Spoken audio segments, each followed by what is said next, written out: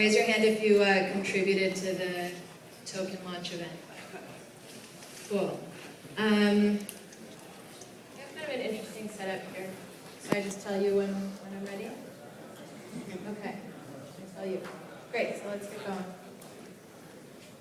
I'd like to start with this slide. Any useful statement about the future should at first seem ridiculous. Okay, just to contextualize, we're really at the beginning of a very fundamental shift in technology, in societal organization, and a lot of this sounds absurd, and it should, because it's really totally new.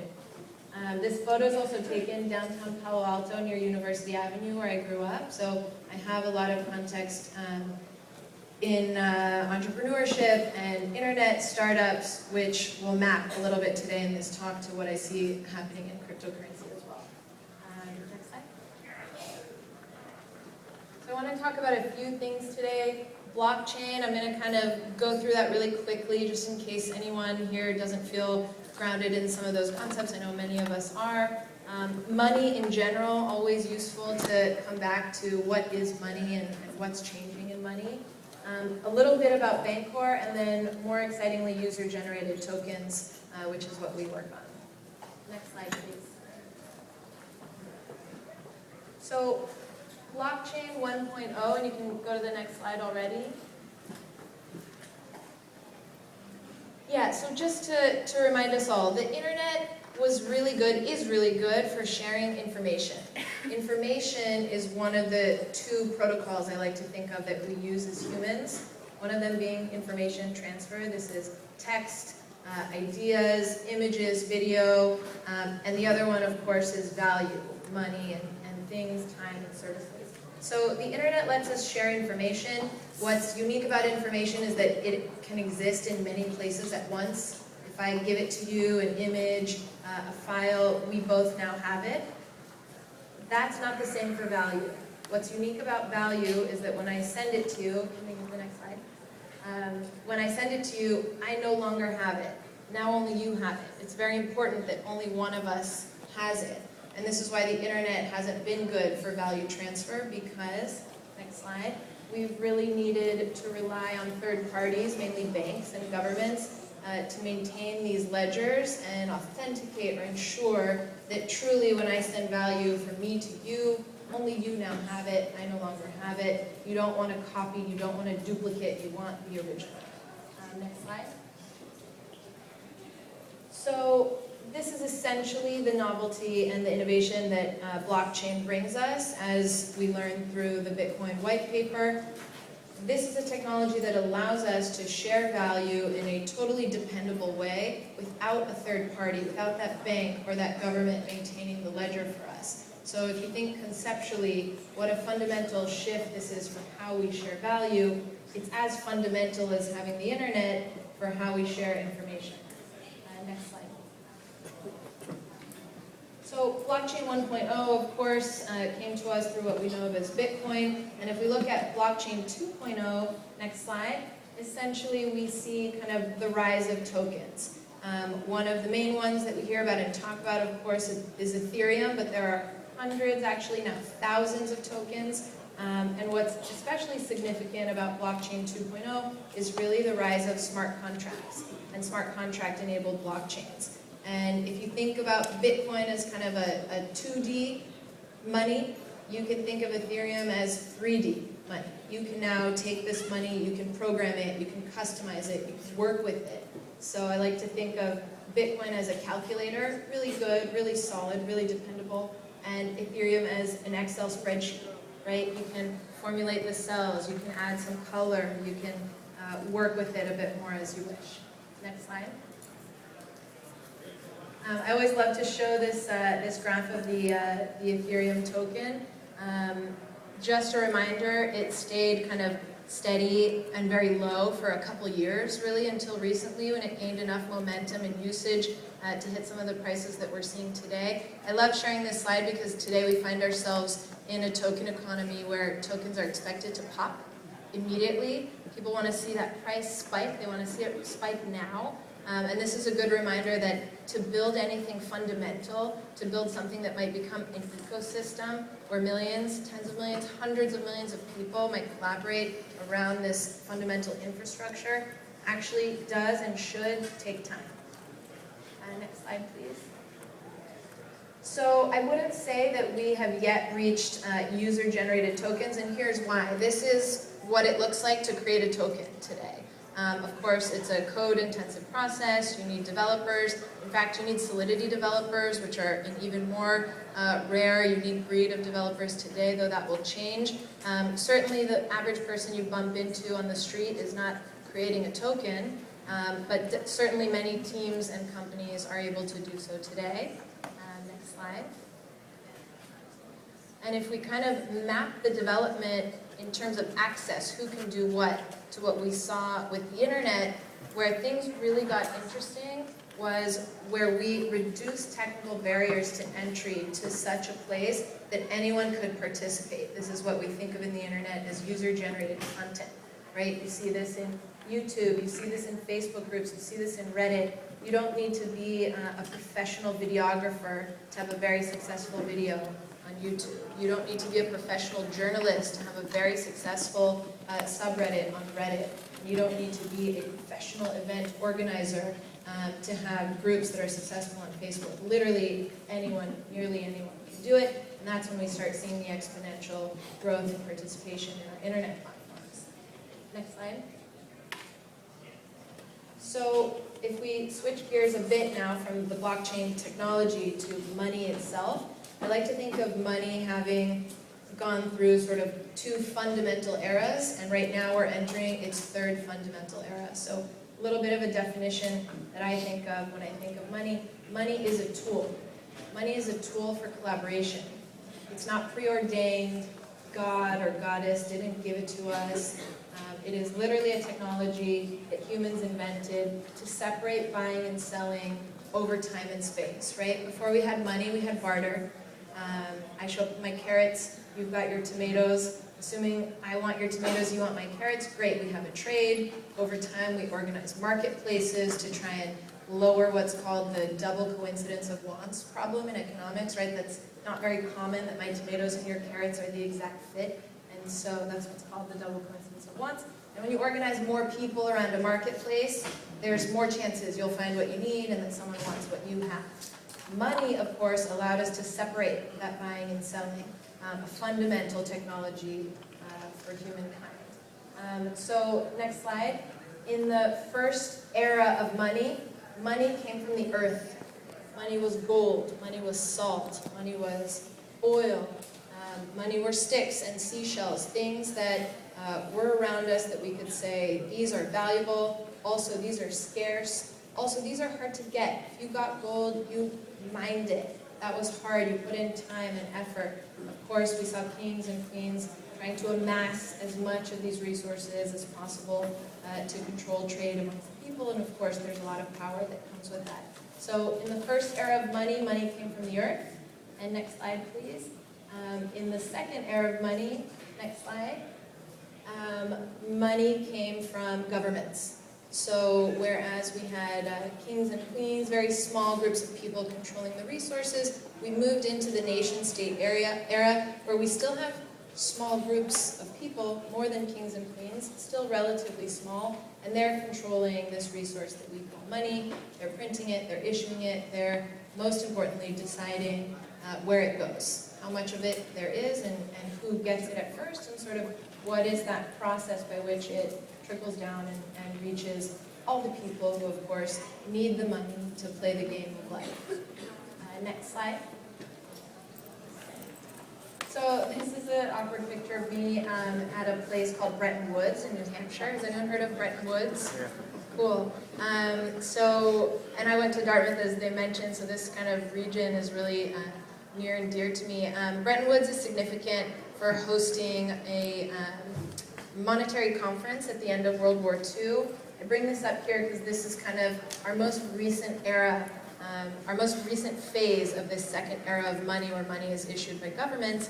At the end of World War II, kind of the world powers got together at Bretton Woods to establish the new financial order. There were a couple competing proposals. The big question was, what will be the global reserve currency? What will be the one that everything is denominated in? What will be the one that we'll use for international trade? There were two competing proposals. One made by America, which was to use the US dollar. Of course, America was coming off very strong from the war. Its economy hadn't been as affected. It was of course affected, but not as much as the European economies where the war took place on their home turf. The US dollar was backed by gold, so it was considered a very trustworthy candidate to be our global reserve. Next slide, please. And there was a competing proposal, so this picture is not so easy to see, but this is an economist by the name of Keynes, which you've probably heard of, from the UK, and his proposal was called Bancor. In fact, our work today is inspired by this proposal, and he said, listen, if we use a national currency as our global reserve currency, that might cause some problems. This country whose currency it is going to be disproportionately powerful. They're going to have disproportionate sway in the world. Everyone will want their currency. Their currency will be the most liquid of them all. He envisioned a scenario where we decouple this global reserve from a specific nation. Of course, you've got to govern it, but this was the Bancor proposal in a nutshell. We all kind of know how this has worked out. The U.S. said thanks, but no thanks. We're going to go with the USD, and there were good reasons they thought for doing that. Next slide. And I love this picture. It's hard to see the text, but this is a group of 9 men. And these 9 men made the call, and we got the financial system that we have today. The IMF, the special drawing rights, essentially how the modern monetary system works. Next slide. Fast forward to this group of men and women. This is my team. Very inspired by the Bancor proposal, and very inspired by the works of a man named Bernard Lietaer, who I'll talk about in a moment. We saw Bitcoin essentially as the first user-generated currency. So like I mentioned, we're a Silicon Valley originally based team. We've been watching consumer internet develop literally since the 90s, since middle school. I went to middle school with the internet. And when we saw Bitcoin, we thought, governments have been making money all this time. Now some people, person, woman, who knows, made a non-governmental currency. There might be more. There might be many. And we started thinking about the internet tools and the mobile applications that would serve us in this world with multiple currencies. Next slide.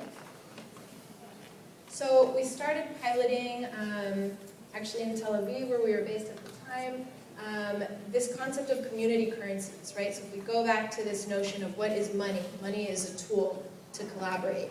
And we see this in crisis after crisis, right? When money gets sucked out of an economy, like in Greece, all the people are still there. All the factories are still there. All the potential is still there. But the money is gone. And so no one can collaborate. You can think of money like the blood in a system, right? It's taking oxygen from organ to organ. You got all your organs there, but without the blood, nothing's really going to work. And so we started piloting these concepts of community currencies. What happens when you essentially airdrop monopoly money into a community or a group of people? And what we discovered was astounding. So what happens is they use it. They use it to buy and sell things amongst themselves. They use it to collaborate. Next slide. And this specific currency called Hearts, Lev Market, was a currency for mothers in Israel. There were about 20,000 mothers in this community. We made all the mobile apps and the marketplace and the things that they needed to transact. And we literally saw tens of millions of dollars of commerce, worth of commerce, in Hearts exclusively, as embodied by goods and services moving between hands, between the mothers in this community. So you can imagine a lot of the commerce here was based around family life, a lot of toys moving from home to home, a lot of clothes, a lot of services, a lot of consulting, birthday cakes, birthday parties, real collaboration among these mothers. And people asked us all the time, and we asked the mothers ourselves, why weren't you doing this before? And they all said, we had no money. We had no free money. All of our money was going to rent, to gas, and to school. And we had no money left at the end of the day. I didn't buy a birthday cake. I just didn't. Now that I have this budget in hearts, I bought a birthday cake from my neighbor. She was there before, and her cake stuff was there before, but I had no money to give her. And so literally the commerce that was created within this community was life-changing for these mothers and for these families, which many of whom were very cash constrained. Next slide. So we did these pilots, great, what could go wrong? Let's drop monopoly money on all these communities, wonderful. What we realized over time is that there's a reason that community currencies haven't taken off until now. There's a reason why not every neighborhood is just printing their own money. And I'm not talking about regulatory reasons or legal reasons. I'm talking about practical usage-based reasons. And the reason is very simple, liquidity. So a currency which is restricted to a certain area or which is limited in its scope is very hard to trade outside of that community.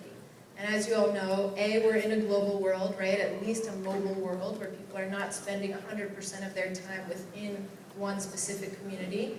And also, a brand new community, if you can think of it like a brand new nation, is not able to provide a full stack economy worth of goods and services, right? You still need to get a car, you still need to pay your rent to someone who might not accept hearts for payment.